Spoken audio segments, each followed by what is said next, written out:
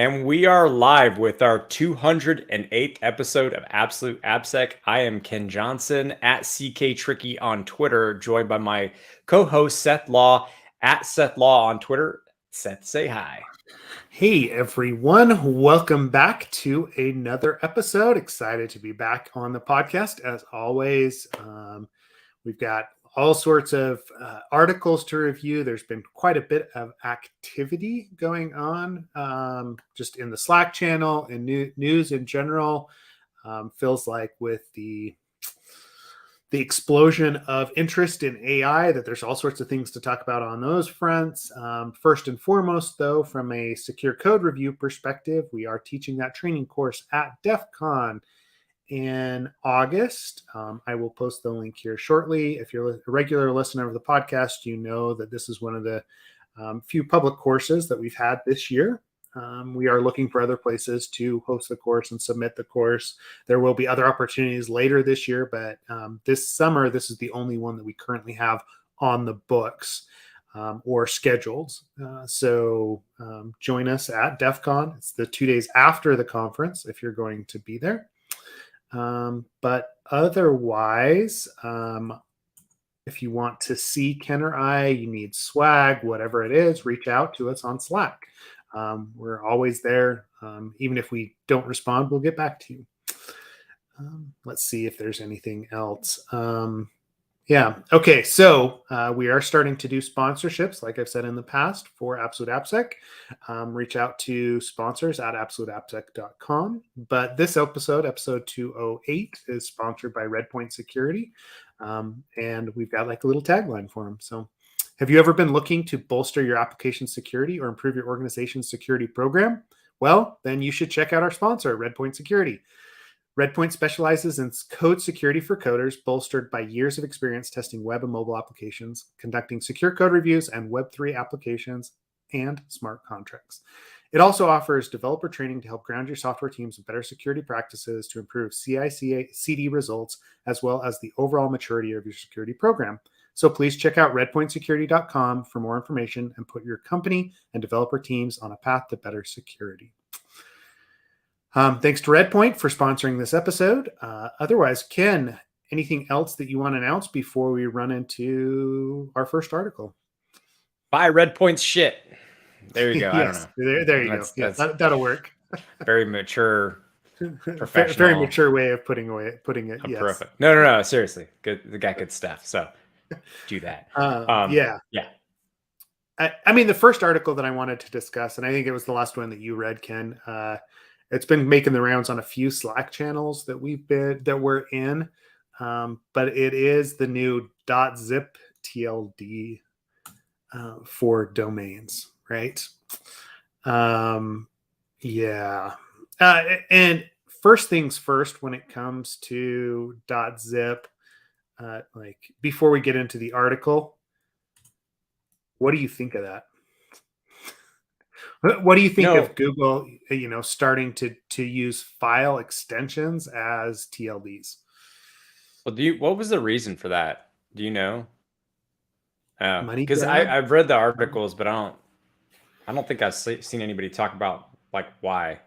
So that's my only thought, is more of a question, just like what's the reason? Because I mean, obviously, like there's been a lot of ways to break it. I don't know if you want to.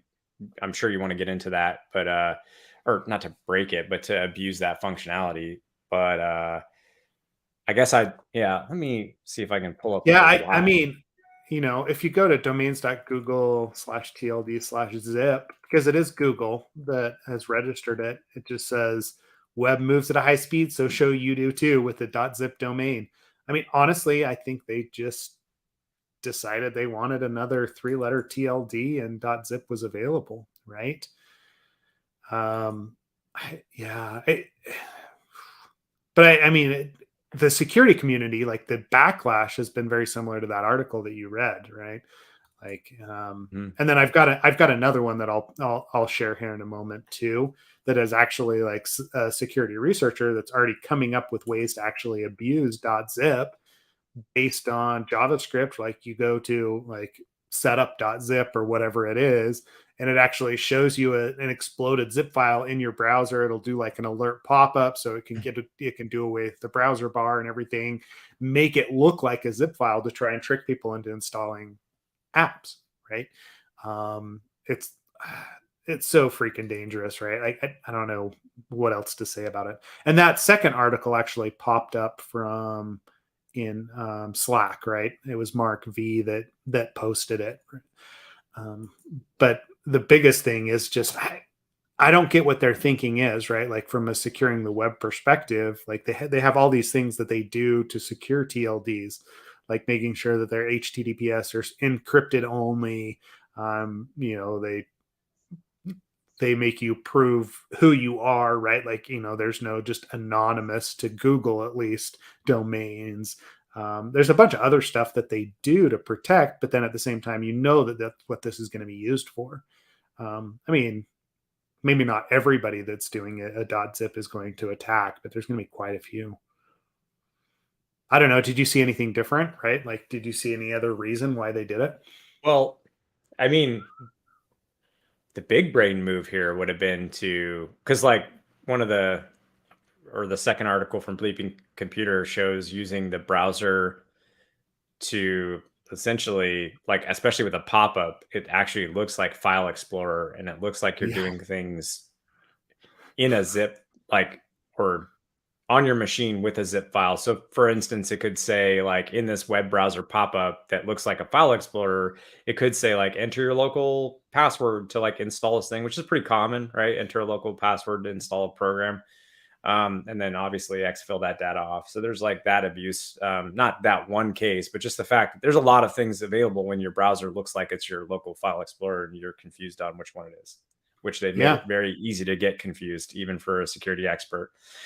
Now, the big brain play here, if I was Google, was to immediately ship also an update for the browser, since they own Chrome, that then negates all that stuff, and they could claim like they have the first security. Like, not only did we put the, I mean, it'd be pretty.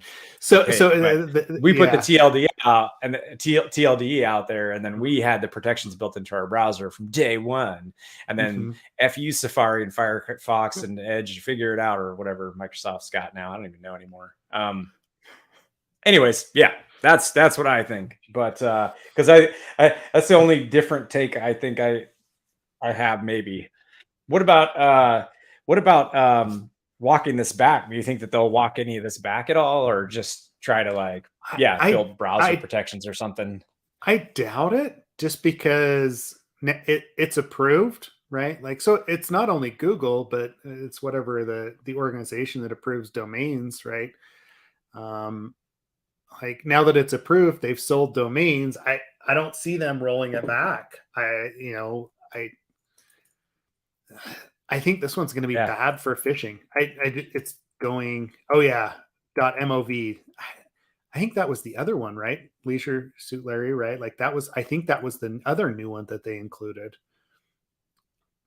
Is MOV. But I suppose I don't feel like, I don't know. I don't feel, though, as if they would. These are, okay, we all poke fun and make jokes. There are intelligent people, right, at Google. Yeah. So extremely intelligent people. Wonder, yeah, right.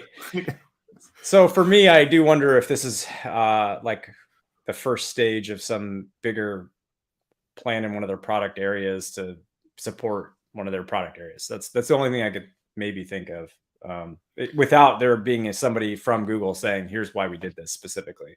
Yeah, which I didn't see from a quick Google search. Google did not tell you about the nefarious Google activity. Wait, what? No. No. I don't know. Like, I go back to, like, I think the articles mentioned this as well, right? Like the fact that now that setup.zip or whatever it is, it, like, .zip is now recognized as a link, right?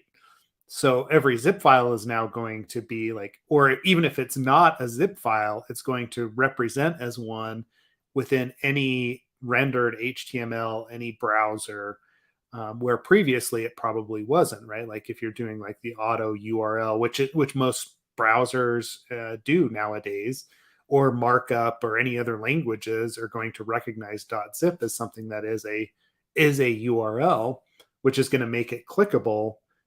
Yeah, like confusion galore is what I'm seeing out of this. Even if it isn't just insecurity, it feels like it's a step backwards as far as like UX goes, and the user experience with dealing with zip files at this point. So I've got to really, it leaves a They're bad like, taste in my mouth, AppSec's right? too quiet right now. Frameworks are Yeah, starting to clean themselves up and prevent against easy stuff. We've got like the vulnerabilities that like some of the newer stuff kind of under control with some cheat sheets. Let's like introduce some more mayhem for folks because it's just too quiet. That's my best guess. That's my best guess. No, I'm somebody sure it's did. who knows. Yeah, without them saying, it's a lot of speculation and a lot of like you said, I agree. It's just a worse experience for everybody. I don't know. Maybe I'll get a .swift file extension TLD. That's I'll make those cool again. Hell, we're supporting RARs and zips and stuff. So, yeah, I know. anyways, I don't know, man. Like, it's a weird choice, I think, but again, I can't help but think there's some reason that they had for doing that.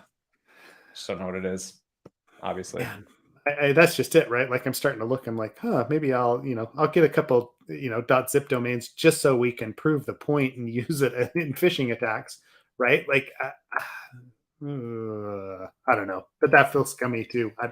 I mean, Well, I'm trying to think about this in a context of what does that change when I do a code review too.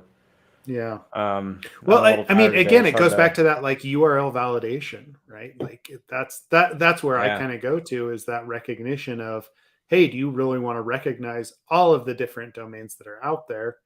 And if you're just doing that, I mean, we've always kind of done that with email regular expressions, right? Like looking for 2 or 3 letter character after a period, right? Like for the regular expressions to match an email address. But now we're going to have to look at URL validation and whether or not we want to recognize some of these domains. And we're gonna have it's to be going to get very careful bizarre. with parsing. Yeah. The parsing, like in mobile apps, right? Like that user experience, people just click on all sorts of stuff. So, anyway, cool. I All right. suppose Well, I guess no hot takes outside of, SSRF. yeah. No, I don't know. SSRF. Yeah, How I'm so? trying to think of like I don't know. I'm trying to think on this one because I want to think of like yeah, just different like AppSec specific attacks for this that we could, or things to look for during code reviews that would prevent. Anyways, I don't know. Just Yeah. got me thinking a lot about this one. It's very interesting. I don't understand any of it in terms of why it was done. Well, yeah, Very my question obviously is, dangerous. Not sure what the deal is. what I want to see is the threat model that they did, deciding whether or not they were going to allow this, right? Like what was the decisioning behind it from both um, the, what is the name of the TLD register place, right? I can't even remember now, Oh, right? Like, the probably on one of these. yeah, the governmental organization that does it, but also from Google, right? Uh, Like what were the steps and where did that actually get approved, and what sort of discussions actually I went can. on? There you go. Yeah. Yeah. Because I mean, for so long they were resistive of other dangerous TLDs that it's a slippery slope, right? Like, is .exe next, or right? Like, what else? Yep. Yeah, yep. Yeah. I think it's ICANN with 2 N's. Yeah. Anyway, I can't spell. I'm sitting here shitting on their zip I can domains and I can't spell. even spell. Yeah. So, There you go. That's how okay. today's going. Let's get today's going. Listen, No it's been a worries. 3-day weekend Hmm. and it's funny because so like with a 3-day weekend, I always assume I'm like the only person I know who walks away from 3-day weekends just absolutely flattened and exhausted. Maybe just weekends in general. And then like Monday, I'm always like, oh man, like, all right, cool. I get kind of a break. Like I'm working, but yeah, it's kind of a break from doing manual labor and installing things, and anyways, Yeah. doing maintenance fix. Yeah.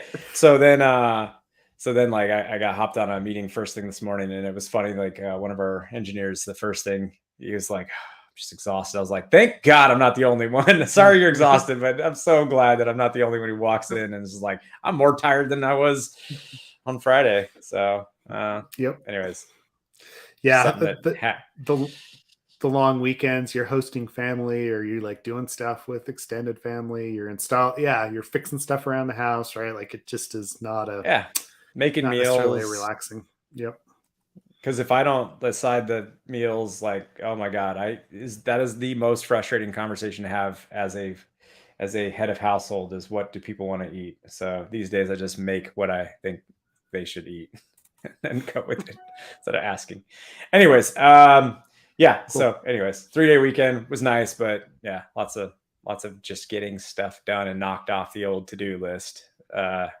So now it's back to doing a different to-do list, which is work. Yes. But anyways, Cool. right. So what do you want to talk about next? I mean, we got the update on PyPI. They talked a little bit about what they did. We've got ChatGPT, which is always a fun one. Good one. Let's talk about PyPI first, because that one popped up. Dude, can we talk about what the hell support can seriously, like, I went down a little bit of a rabbit hole trying to figure out what does this mean, because as you post this link for PyPI, the 2FA one, or the support for API tokens with offline attenuation makes no sense in my head. I've reread that line a million times. I have looked at what does that mean. I read the link that they linked to for that, which doesn't explain. Like, I feel dumb today because I don't understand what that means. Support for API tokens with offline attenuation. It's not even relevant to what we want to talk about. They link out to this like help API token thing, and all it says is like, you can use API tokens and here's how you use them. It doesn't explain offline attenuation. Attenuation is what, a reduction of signal, right? Mm-hmm. What the fuck does that mean, man? Offline attenuation. It's just stuck in my brain. I'm sorry, but it is stuck in my brain, and I'm just not having it today. So if you can figure that out, man, you tell me. Well, I mean, it just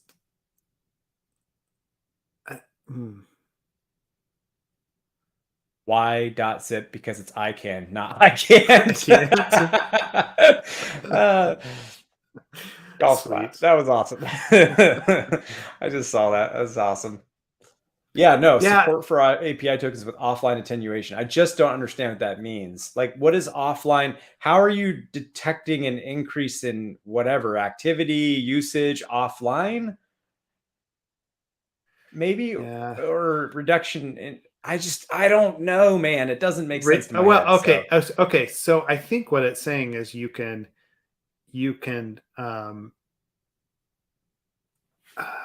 limit what the tokens can actually do. Like, its role, that like you can scope your tokens down, I believe, to specific actions, right? So I think that's what they're trying to say with offline attenuation, right? Like, at the very least, it's starting to scope that down. But like, offline, what does that even mean, right? Like, the token has to be used online, right?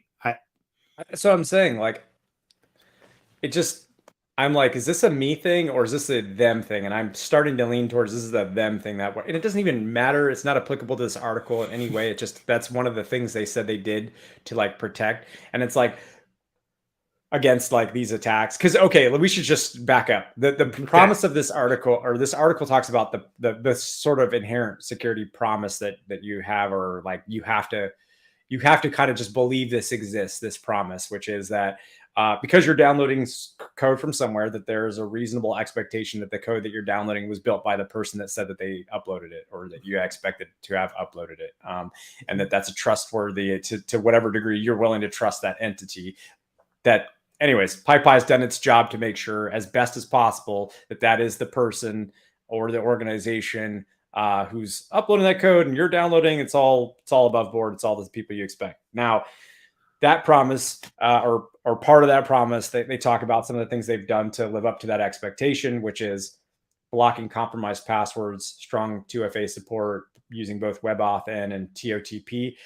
Again, support for API tokens with offline attenuation, so gobbledygook. Enrolling the most downloaded projects into mandatory 2FA makes a lot of sense. NPM definitely went this route. Enabling short-lived tokens for upload. And if you notice, each one of these features being introduced is a progressive kind of incremental change. And that's important because, well, what I will say, just observing the NPM team at GitHub, is when they had to roll things out, it was very like, there was a lot of testing, there's a lot of contact, a lot of outreach. Even small changes did require a lot of that kind of work. There was a lot of mindful or purposefully mindful work done to ensure that things didn't break.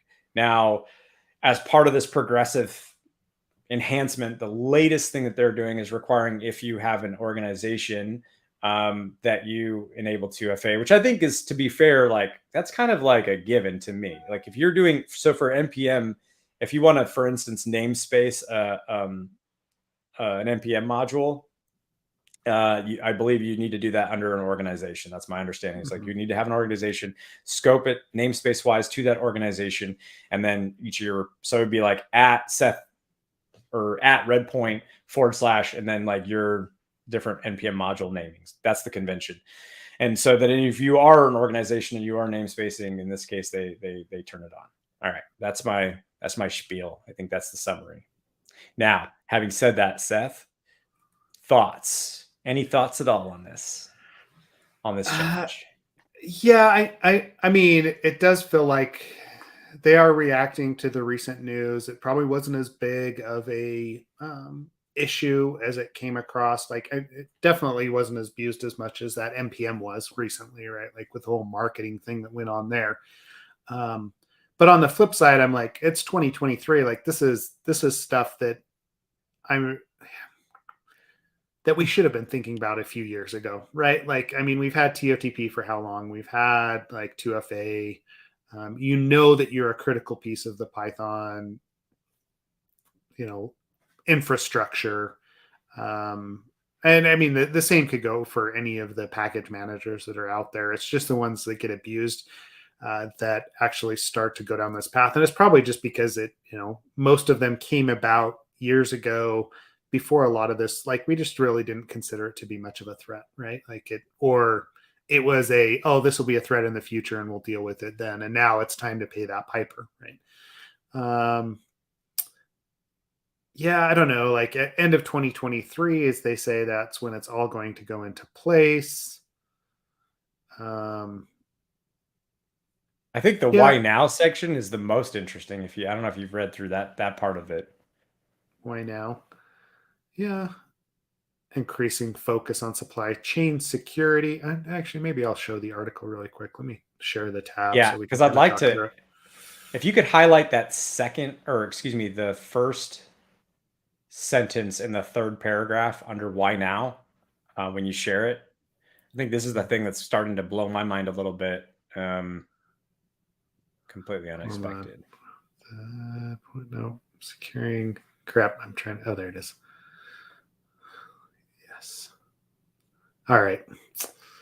This is the one that the why now paragraph. Sorry. Is that the one you were? Yeah, if you can go to the third paragraph in that first sentence, the initial announcement of that mandate is to the top 1%. So this is talking about in July of 2022, they announced both a security key giveaway, which is freaking amazing, probably YubiKeys or something like that, in conjunction with a plan to begin mandating 2FA for the top 1% and only the top 1% of projects on PyPI. So let's just recap that sentence. They're giving away security keys for free and providing or mandating 2FA, but only for the top 1% of projects. Seems pretty reasonable, right? Read that first sentence of that third paragraph, though. The initial announcement and the related giveaway was met with mixed reactions, ranging from people applauding the effort to people deciding to distribute their code on places other than PyPI. Dang. What? Right? I was like, whoa. And when you look at the bullet point list, when they said like how things have changed, they've gotten more confident in 2FA, or the community presumably is more confident. They shipped features like, I guess it would be them. They shipped features like trusted publishing. GitHub has furthered its plans to mandate 2FA for all contributors. But this is, I think, the really interesting one, that they have hired a PyPI safety and security engineer, which is incredible. Like, if anything, this is all good stuff. Like, but it does blow my mind.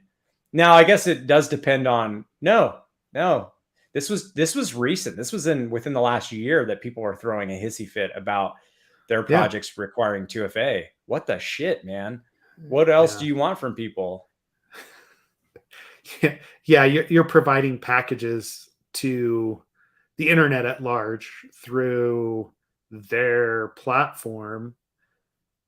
Yeah, I mean, it feels like a no-brainer, right? Like, I would have been asking for this, and that's probably, that mixed reaction seems strange to me.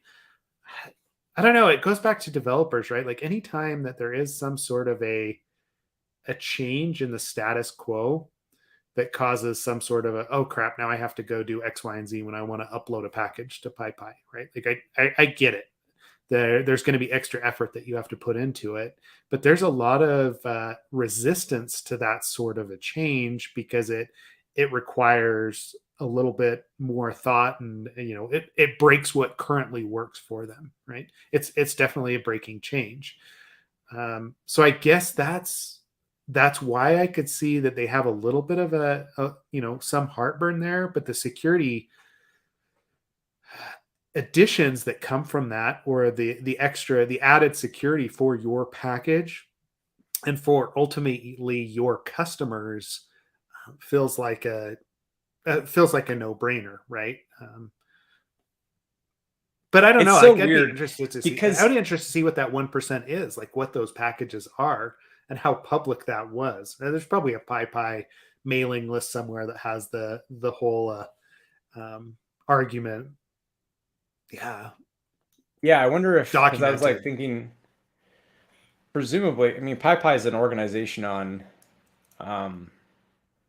GitHub, so presumably there is somewhere in here an issue where people comment on why they didn't like the mandatory 2FA. There's a support link here. 2FA. Yeah, I mean, everything. Oh my God! Actually, by the way, to the point I was about to make about like just like how much overhead comes with.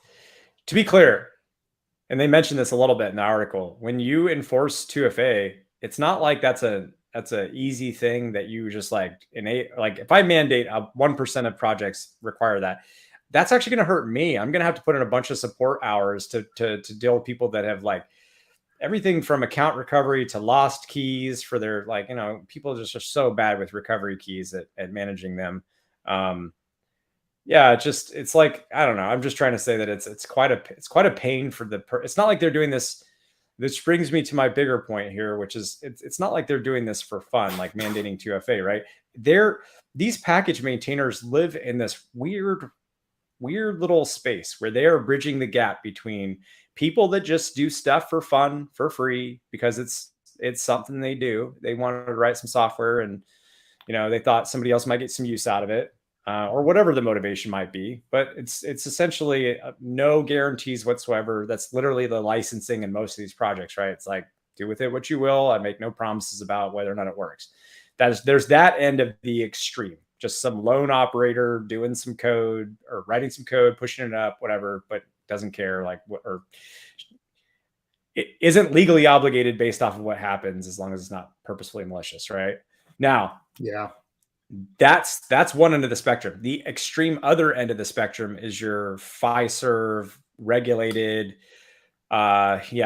different, or companies for one reason or another who are super regulated. But guess what? They're using John Doe or Jane Doe's code that they wrote for free on their off time that powers like big parts of this application that has guarantees, it has compliance and regulatory guarantees, it has uptime SLA guarantees for its users. It is a company with a face, and it has legal obligations and compliance and regulatory obligations. And guess what? That code is actually like meaningfully doing something in that application. So that's the other opposite side of the extreme there. And in between those two worlds, someone has to manage like dealing with distributing those in a sane way, having some level of heuristics and data that they're analyzing for markers that seem malicious, because that's kind of like back to their promise, right? There's a for the extreme end that has like, that is a company that has all these regulations. This promise is really, really important to them. Yep. Right. But they're not paying for that. They're not paying for any of this.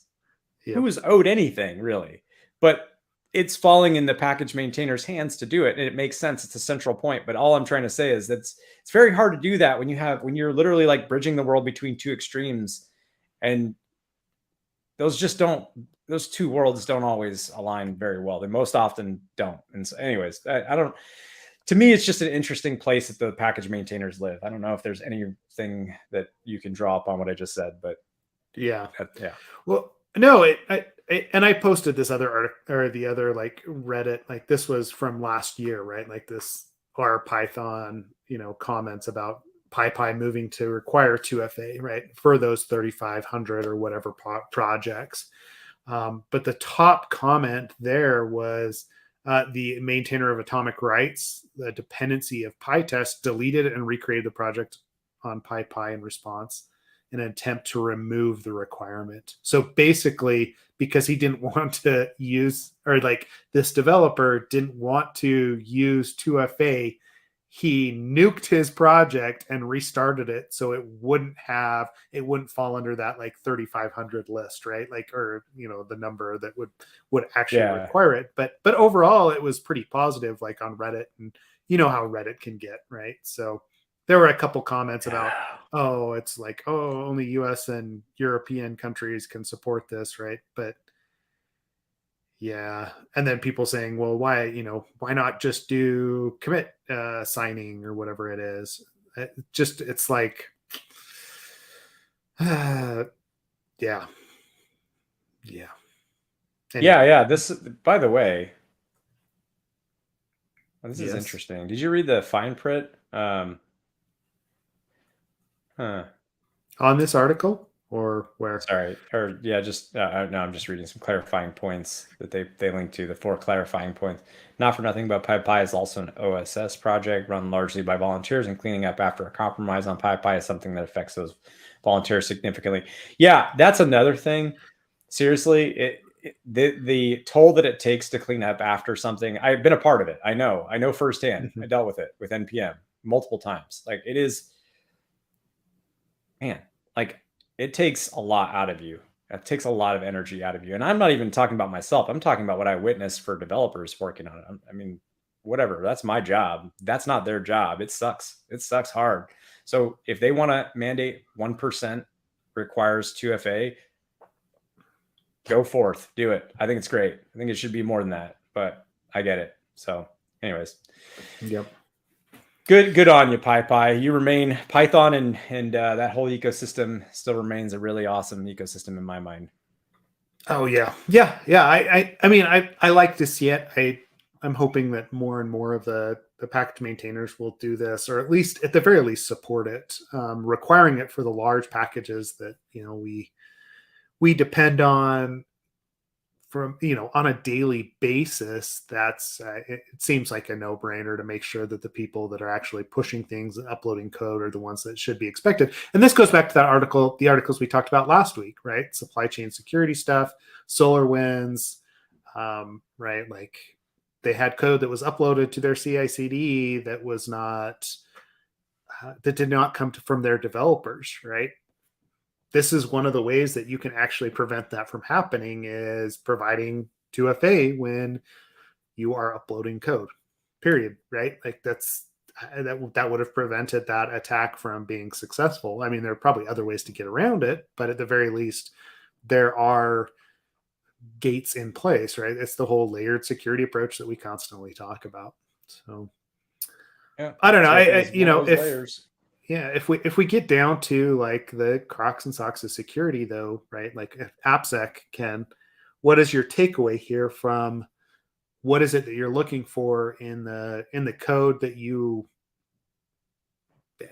looking at, that you're assessing, or the yeah, dealing with developers in your own internal organization? Like, what is it that you take away from this? Well, I know that there's some products I saw it. I know.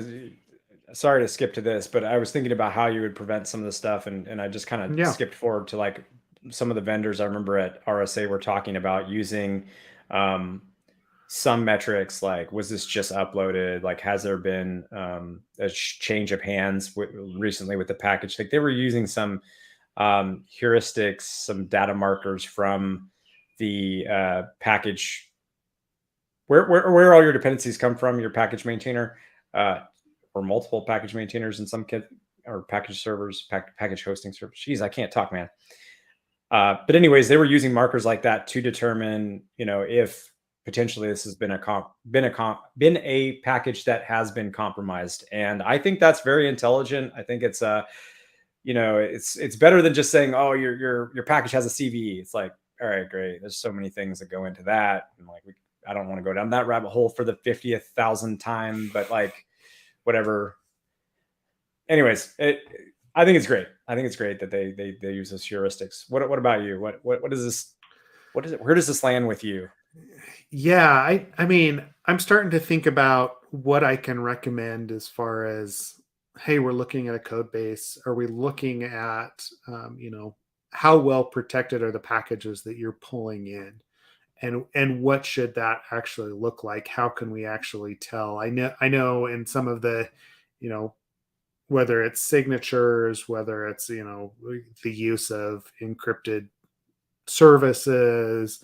Um, but I don't see a lot of checks on the client side, like when we're building software, after we pull those packages down, um, locking some of that actually in. Like I'm thinking I need to spend more time looking at things like package lock.json outside of just CVE analysis, but also like how that's actually functioning. Is there a weakness that goes into that could possibly lead to another SolarWinds, that could lead to somebody, inserting in code that is unintended?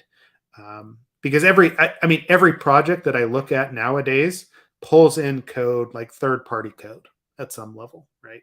Yeah, It's they always very do. rare it's very rare I run into an app that only uses like the packages from Apple or from Microsoft or from the that are built into the IDE. Most of them start from, oh, well, I'm going to go pull things down from React, and I'm going to load in all these other libraries or whatever it is that are hosted on npm, and then not a lot of thought goes into those libraries after the fact. So I'm just thinking that there's more threat that's there that I haven't necessarily thought through, and trying to figure out how to check for that to make sure that that CI/CD, like that build process, is happening appropriately, and that the checks actually exist. Hmm. I don't know. I mean, because Uh, package. well, What do what you would you think? check for? Is kind of the. I mean, those heuristics we talked about are probably a big part of That's it, right? probably about it, right? Yeah. I, and I know there's a lot of research that can be done there. Actually, I didn't mean to pull this in, but I know that's been something like dependency analysis and what actually is happening, um, in the different package managers, looking at how like dependency graphs between them, and the heuristics that go into it. Like it's been one of the things that Logical and I have been talking about for a long time, is building out that sort of a database to do this sort of heuristics, an analysis, so we could give somebody a score as far as like, hey, it looks like that most of the packages that you're using, they've been updated recently, they seem to be like fairly live, they're things are being solved, or we're seeing some strangeness in like these two packages that are 3 levels deep that you may or may not want to take a look at, right? Like it's, getting that sort of analysis out of the dependency graph or out of npm, PyPI, all the different package managers is a difficult thing. And it starts from packages.json or like just the list of packages from that project, but I feel like there's a lot more research that needs to be done in that area. Is basically what it boils down to. Oh yeah. Yeah. I mean, Yeah. but at least it's going in the right direction. And it's not just like, oh, Yeah. I had a CVE. Like this is actually a bigger point, which I don't need to get too far down into. But what I'm noticing, I've seen the word, all right, we talked about it, seen the word context a lot, right? That's Yeah. in everything now. Like literally every product is saying that now, and including my own, right? Which, because at the time when we were coming up with it, it wasn't I didn't see it as a widely used term. Now it's everywhere. And here's what I'm realizing. The industry, or not just now realizing, but here's what I've realized. The industry isn't just looking at like, a control point, meaning, hey, this dependency matches this CV, or hey, this source code matches a pattern that is known to be bad. What things are doing now, especially, and I think this is where I hate to say it, I know, and we're going to get into AI here in a second, but I think this is going to help. AI is going to help empower some of collecting some of this information. But what I'm seeing is products moving towards context over control, which is, and just in general, not products, but like processes and people, they're moving to a methodology which says, you know what, scanning for a pattern alone isn't good enough. Scanning for known CVs, not good enough. There are a lot of contextual bits that I can gather about to include, just take the dependency, for instance. Who is the person? What's their reputation? When's this been updated? Has this been handed over? Do they have 2FA enabled? All these questions that you start to use that aren't necessarily technical control points and pattern matching and code doing, this clever stuff. It's really just asking questions. And this is where I think AI will help empower, is you'll start asking questions of AI. AI will start giving you compositional information, and then you'll start to aggregate all of that together to create context. And once you have context, you know whether or not something matters and how it matters. Yeah. So that's where you're seeing, I think, people's methodologies go, their tooling go, and that's where the future really lies. And I think it's a really beautiful thing to see. I think it's the next evolution in security, but also in technology as a whole. Yeah, I don't know. Like I always kind of go back to, and I know we talk about the course all the time, circular code review, but I feel like that's half of what or a lot of what we talk about there is context, right? And like everything that we do trying to understand an application, understand source code, is just to understand the context of it. And now we've just increased what we have to actually understand, right? Like every new attack that comes out, it changes that context for us a little bit. So, but I'm with you, right? Like at some level, that's what we're going to start becoming, is trainers of AI to teach it what the context is and what actually truly matters. And then letting it go out and try and learn from that context itself. I don't know how well it's actually going to do when it comes to that. The pattern stuff, definitely it'll pick up on really quick, but context is going to be, it feels like it'll be a longer process there. Context is king, man. That's where everything's moving towards, and I think it's absolutely necessary, because that is really what control is. It's lacking context, and that's where really think about it. Doesn't have to be just AppSec stuff, but I mean, certainly SAST and DAST has no context, right? Like none at all. They could have it, but those tools don't have it typically, right? And it is glorified. Even in an AST situation, you're still just creating a list of inputs, a list of outputs, and creating source to sink mapping and looking for patterns. That's really all it is, right? So, but I think that's the limitation that everybody, and it doesn't, like I said, it doesn't have to be just SAST or DAST tools. It could be a number of things. It could be linting tools for developers without understanding a lot of other factors into what's going on, what's changing. It's kind of just this like contextless control point and it's why people are miserable, I think. And it's, miserable in the sense of, just like it's been years and years and years, and we haven't really seen anything that's really evolved and leapt forward in huge ways. And anyways, going to go off on it. I said I got to be careful with this one because it's a tangent that's very easy to go off on.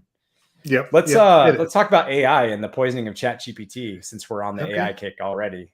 Yep. Let me post this one up there. Right.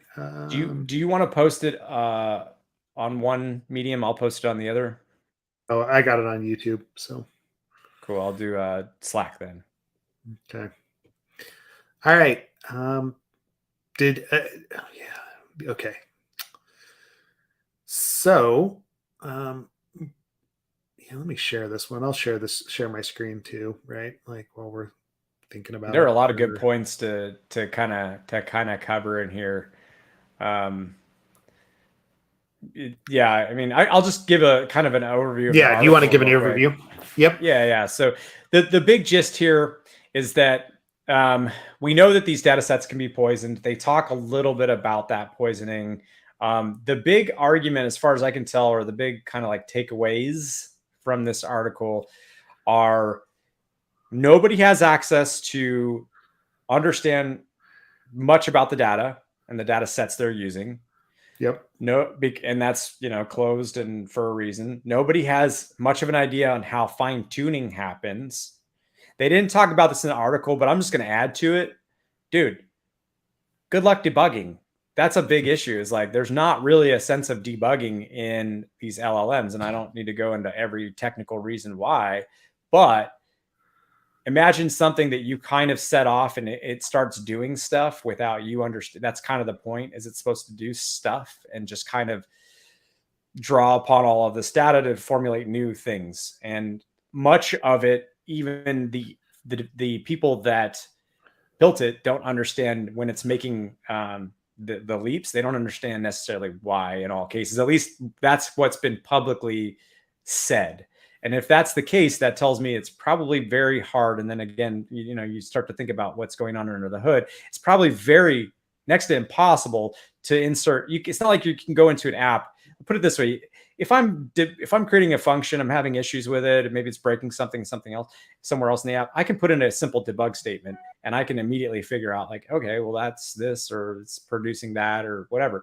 I can't do that here. And that's the third thing I think that's a bit of an issue with these with like ChatGPT and all that stuff. So those are the main things they talk about. They talk about also that because nobody knows how good or bad the data sets are, it is essentially everyone's getting, I think the term they use is everyone's kind of getting a lemon, because they don't, if everybody, it's hard for me to tell you and give feedback on your thing and tell you it compares, it's good and bad in these ways when I don't know what's going on. All I know is I'm feeding your data set stuff by interacting with it, and I get some stuff back, and I have no idea how good or bad any of that is. I can't see behind the curtain.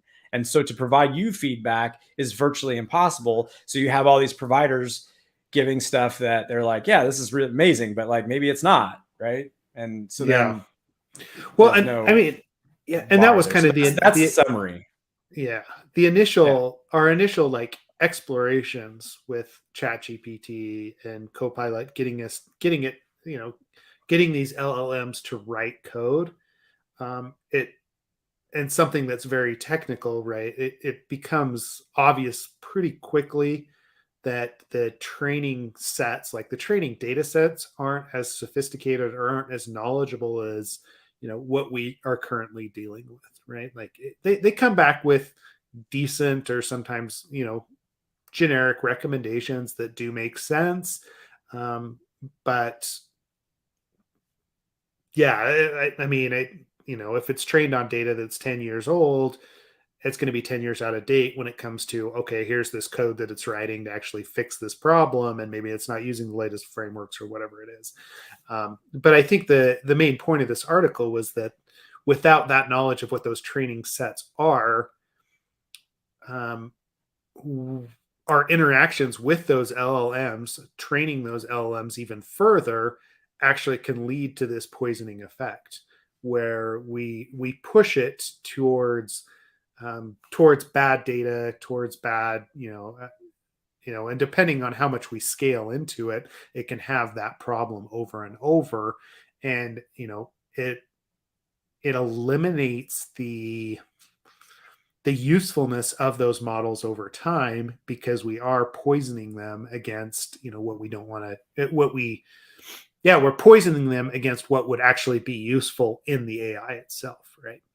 And at that point as well, I start to think about, okay, are there like nation state attacks or corporate style attacks that you could do against an LLM to eliminate the usefulness of those AIs in certain situations, to give yourself an advantage, whether it's attacking a system or what have you, right? If I can, and okay, so, and this is in LLMs. If I go back again, like I start to show my age when I start to talk about these things, right? But if I go back to initial days of,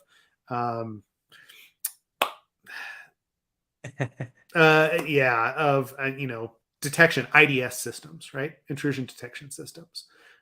These are simplistic AI systems.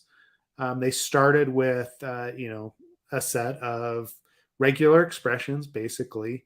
But over time, they realized that they could let the IDSs kind of train themselves on what is good and what is bad.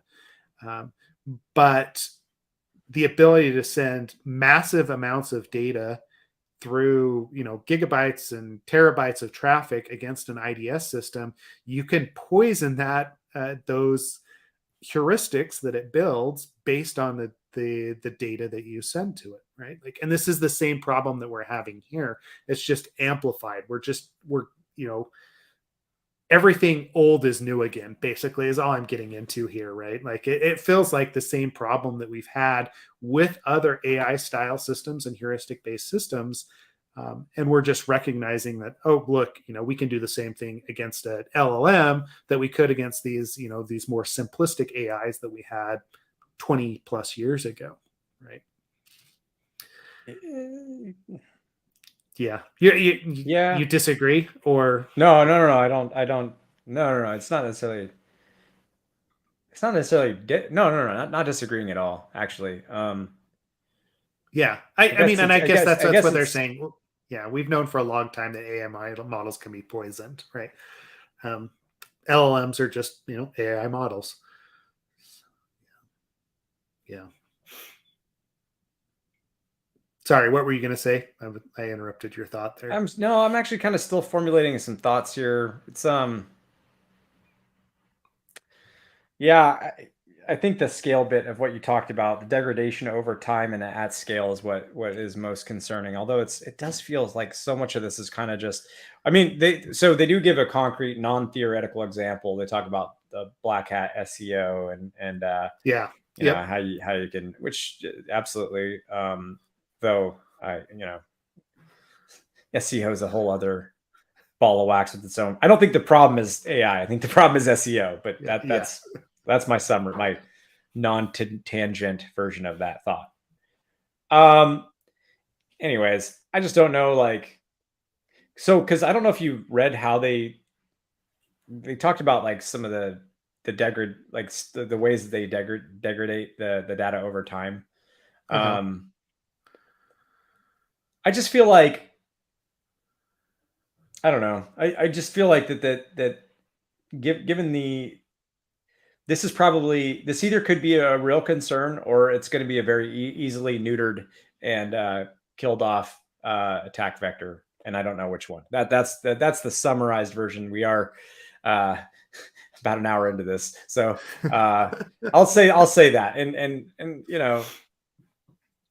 I guess what I'm trying to say is AI is pretty smart. The people that are building this are pretty smart. Wouldn't be surprised if there were countermeasures for these types of concerns very quickly built in, and but maybe not. I don't know. It's either gonna be a big problem or no problem at all. That's what I'm trying to say.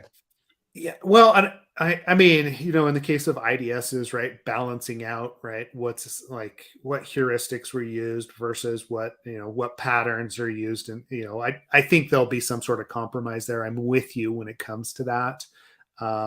the LLMs, the problem that we have right now is just that we're training it on everything, and that's where they're seeing this degradation about the output, the ability to especially during instruction training, if you can insert malicious or you can poison that set, then it will become a bigger and bigger problem, right?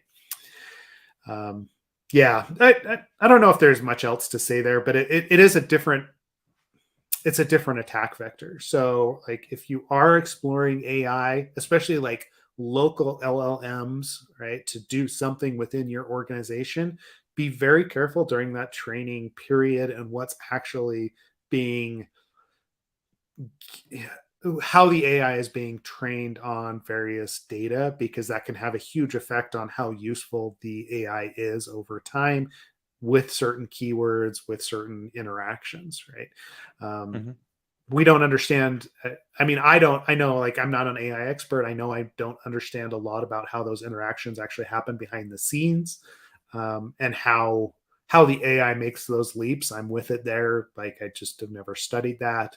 But it would be interesting to have someone on eventually to talk about that. If we could find someone that, has done a lot with OpenAI or with, AI in a, in a scholarly setting, right? Like building out different AIs, like investigating how LLMs are built and what can actually happen there. It would be an interesting discussion to have. So if anybody knows anyone, right? Like I know Cole was exploring some of that from like a co-pilot perspective, Ken, but I'm wondering if there's more, if there's some other people that are out there that would be interested in talking about it. I think so. I can Yeah. find some. Yeah, I think so Yeah. for sure. Actually, we should probably get Daniel Miesler on the podcast at some point to talk through some of his Again. thoughts on Yeah. this. Yeah, we'll get him on the podcast again. Always good to talk to Daniel. Yep. But I know he's like whole hog, fully into the AI rabbit hole. So great Cool. person to talk to.